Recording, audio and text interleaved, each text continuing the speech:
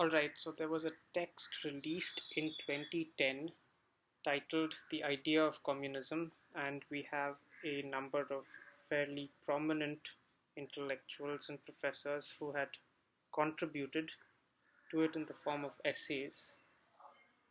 Now, I think it originally might have even been a conference, but I'm not sure.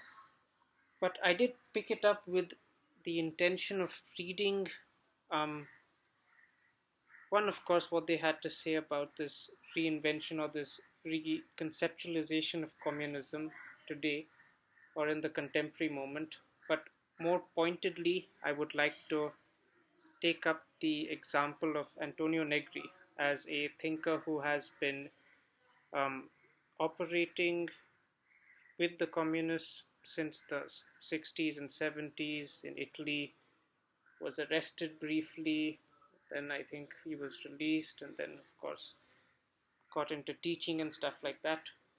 But the reason I pick him up as an example is because of the fact that he was a prominent theorist behind the workerist movement and what has come to be known as operaismo, or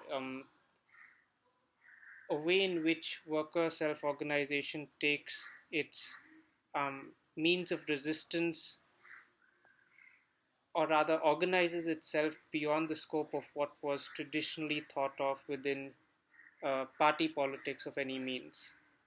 And this is, of course, raised as a valid point and an objection to any more rigorous, systematic, or uh, generically codified means via which some of these questions are raised, at least at the institutional level. And here I do mean the university system, at least.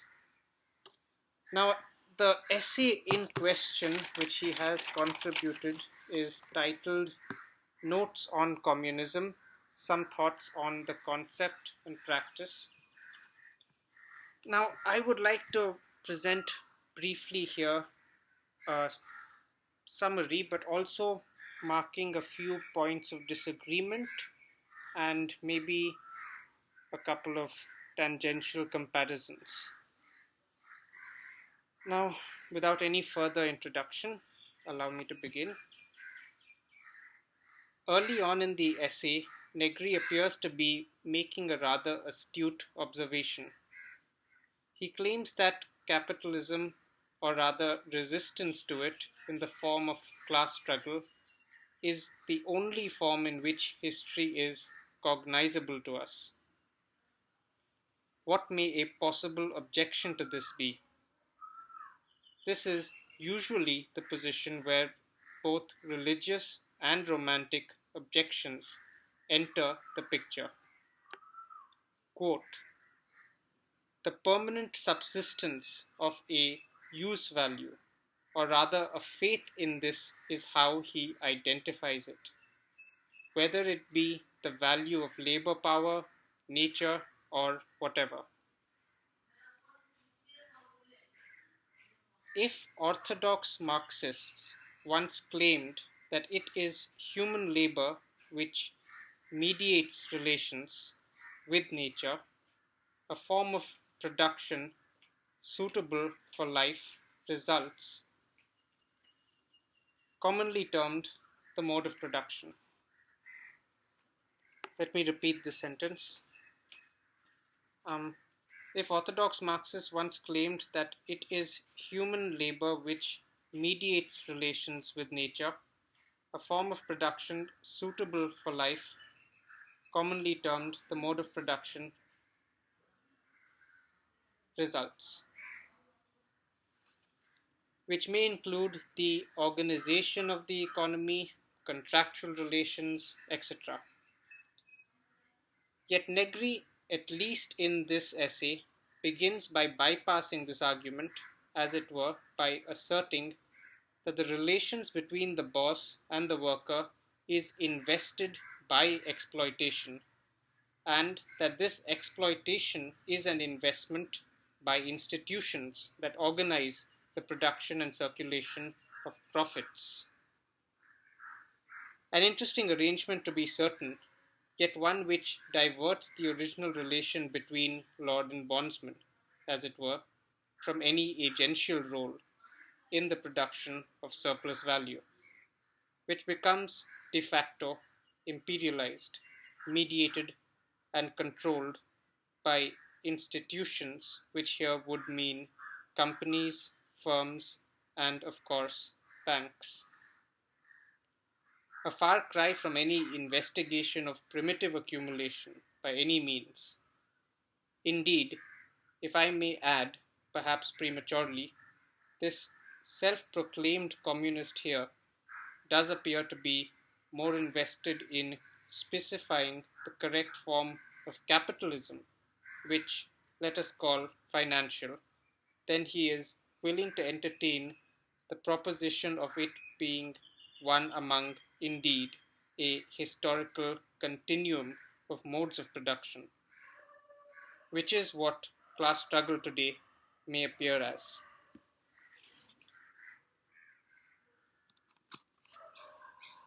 The following point is repeated and emphasized in this essay. The centrality of exchange value in the face of the impermanence of use. I think we should pause for a moment here to reflect on what kind of social reality Negri may be trying to represent.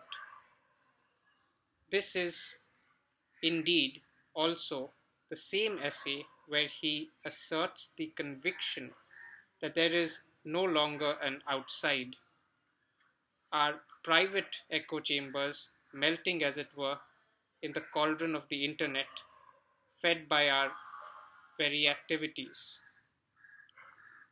When he thus says that the substance of subjects is now totally inside, I cannot but posit that such a totality, like capital, cannot abide by its own limits, and hence has lost not merely the sense of an exteriority, but even the possibility of its consideration. A reason why Marxists, indeed, why sociologists bother studying the mode of production at all, is the simple fact that even today, in the age of the internet, post the cellular revolution in communicational technologies, our relations between a man and his community are not unmediated. Our relations to the mode of production, for instance, is not some umbilical cord from which we may be plucked like the proverbial apple on a tree. And Negri, I am sure, realizes this when he cites the ultimate mediating tool, money, as standing in for or fulfilling the role of the community. And even here, I would state that we would be in far saner harbors in entertaining the Simmelian proposition, however conservative, of money being a claim upon society. Why am I trying to refurbish the category of use value from its seeming subsumption into exchange? There may be several reasons. Foremost, however, is the fact that our interdependence on exchanges to put together even simple productive relations in society and the commonality and transmissibility of money as a medium which may facilitate this cannot account for or dictate the use which we put the product of these exchanges to. This remains ultimately the use of a commodity to me, you, or anyone else. Negri seems trapped in the very logic he may have once sought to combat in insisting on exchange for the sake of further exchanging, losing sight perhaps of what the exchange was for. This was the first point of difference I wanted to make clear in this response to the essay. The second point is more a question of approach. Quote, Philosophical imagination can give color to the real, but cannot replace the effort of history making. The event is always a result, never a starting point. End of quote. This certainly may be read as a politics of prefiguration, an understanding which can be difficult to sustain among exigencies, however appreciable its efforts may be. If the politics of prefiguration, as it were, also marks the point where an ontologist such as Badiou, for instance, would differ strongly from Negri, for Badiou, for an event to truly constitute a break or rupture, there has to be no way it could have been deducible from the order in operation earlier. In other words, no way in which it could have been prefigured, or, to put it plainly, determined. There are positions posited here which I think are laudable. When, for instance, Negri clarifies what he means by what it means to be against the state, he posits it would include expressing the desire and ability to manage the entire system of production, including the division of labor and accumulation and redistribution of wealth, in a radically democratic way. This is, of course, a leap beyond petty, or as Lenin once named them, infantile left wing communists who would denounce the state without positing any mechanism via which its regulatory and distributive mechanisms may be replaced or repurposed. I think in contemporary times we see a great example of such reasoning. Oh, I'm sorry, I see that it's gotten dark here. Let me draw the curtain aside. A little more light. A great example of such reasoning in operation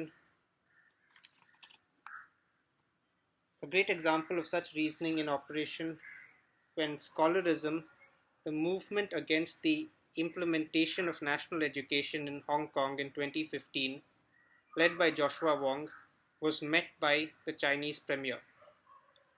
A question was posed which no progressive party can take lightly.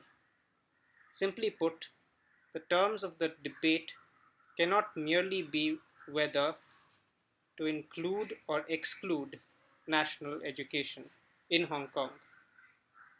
If this issue is raised, it will also have to include a valid alternative for national education. Were it to be discarded, this example also allows us to introduce how Negri envisions the relations of a subject to institutions. Indeed, Negri defines the multitude as a totality made out of institutions. Alright, let me just put on the light here because I see that it is quickly becoming darker.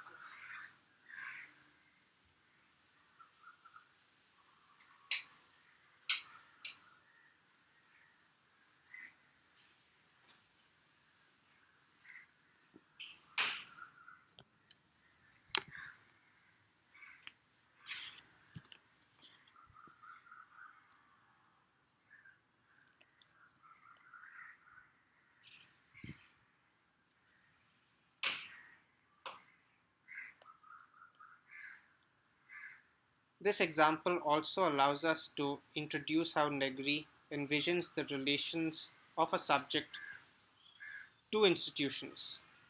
Indeed, Negri defines the multitude as a totality made out of institutions. And here he seems to be offering us the possibility of a weak mediation.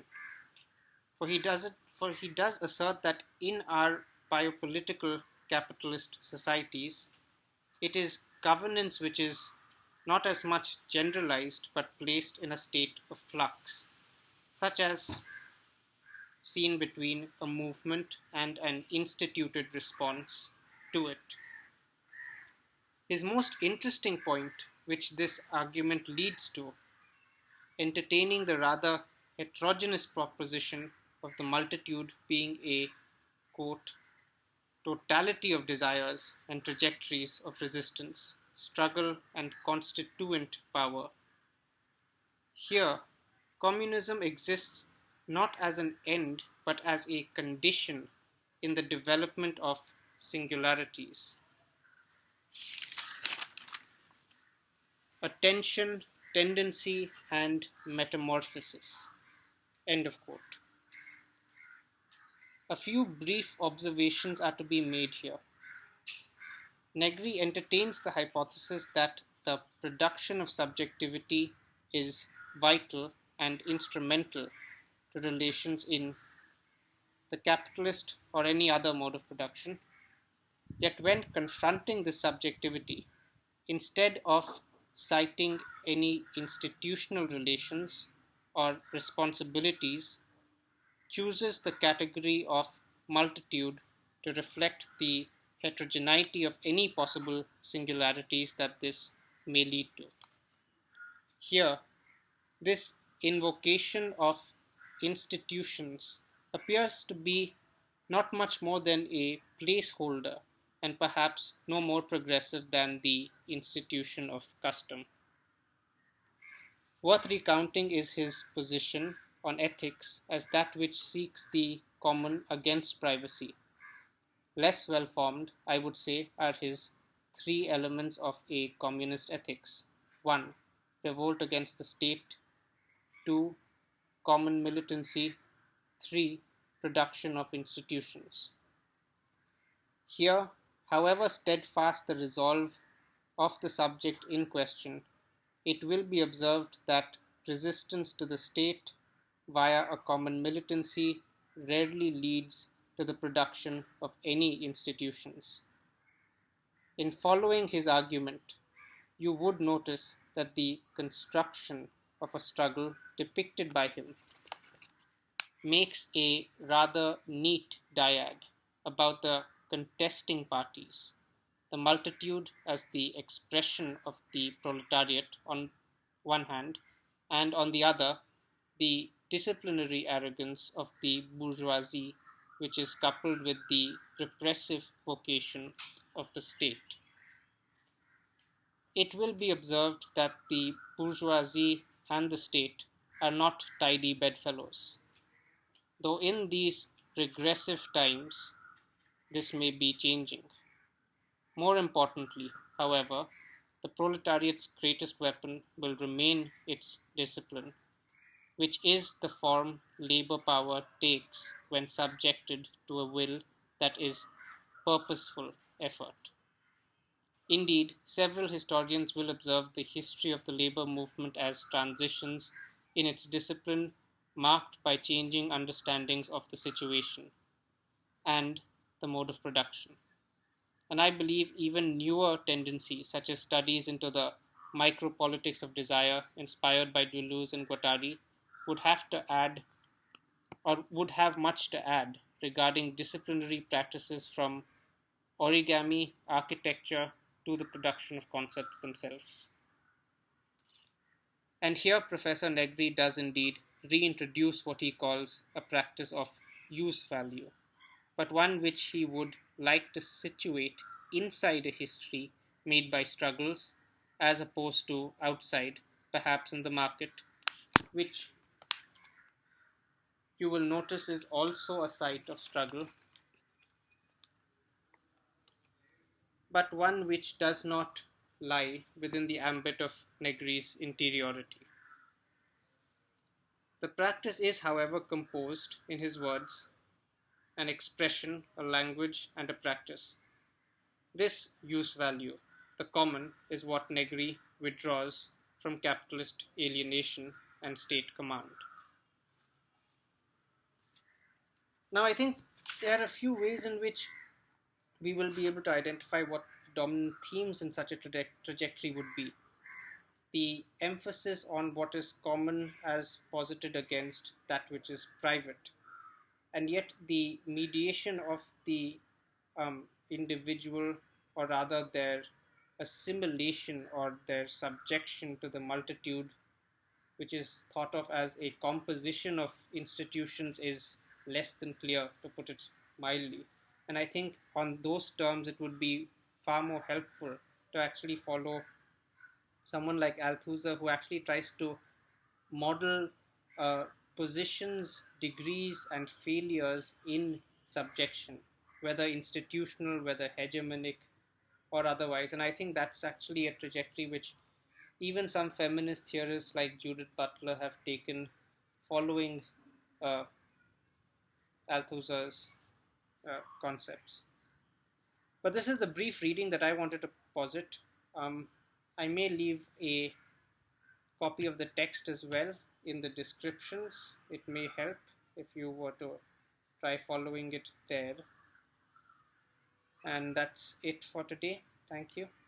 Good evening.